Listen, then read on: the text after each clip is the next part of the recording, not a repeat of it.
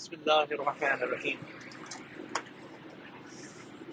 I've been driving for some time, um, for the past couple of hours, and I was thinking about this concept of test in Islam. And as I was thinking about different types of tests that a person goes through in life, one test I realized that Ahl Bayt alayhi salam themselves were a test for the entire humanity. Their presence was a test. And I'll talk about that and give an example of the test that Muslims experienced as part of their presence, especially in the case of Syeda Fatima Zehra.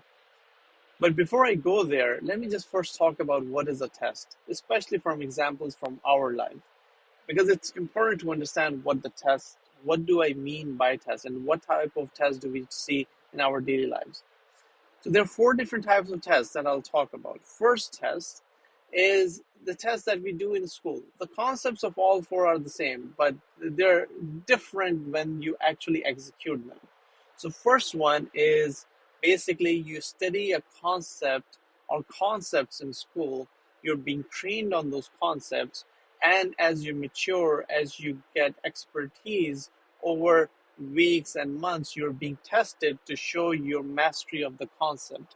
Once you get really good at the concept, you are promoted to the next class, and then you get a degree, you graduate, and ultimately if you go to a professional school, you become a licensed doctor, attorney, advisor, whatever that might be.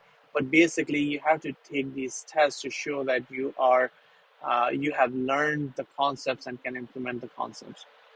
These are physical, these are written in nature, being done in a school or academic setting. There's a second type of test that we experience in our daily life. Like, for example, a physical test to show your mastery of a certain skill set.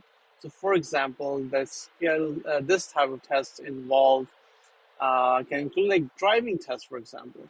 You drive, you learn how to park, you learn how to follow the signs, and then you go to the driving center, DMV, or the police department and show that, okay, yes, you have mastered the skill. Now they can give you the license, and then you get the license. So that's the other type of test.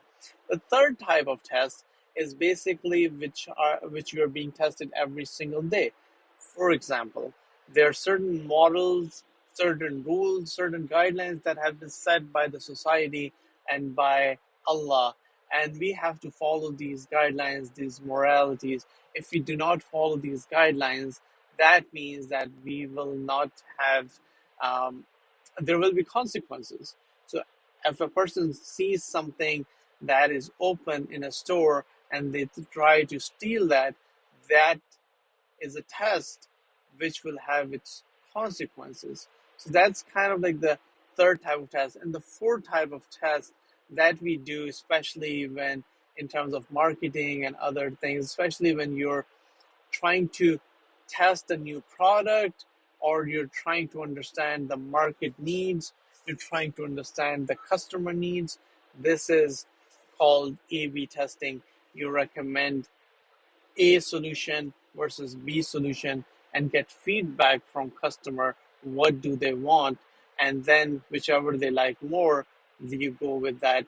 And then there are like different variations of this. Now, this being said, the household of the Prophet is a combination of these tests. First, they showed that they can do things, and then they showed that they are not going to do things, while others have to prove that they've learned their lessons, the teachings of the Prophet, the teachings of Allah, their physical, the understanding of what they have gained over time. They can show that understanding in life.